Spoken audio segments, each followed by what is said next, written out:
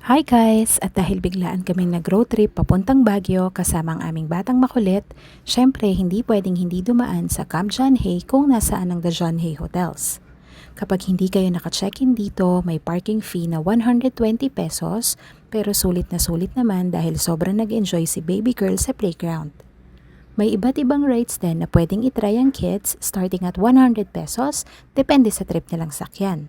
Open sila daily from 11 a.m. to 7 p.m. kaya perfect talaga for family tambay after a long drive.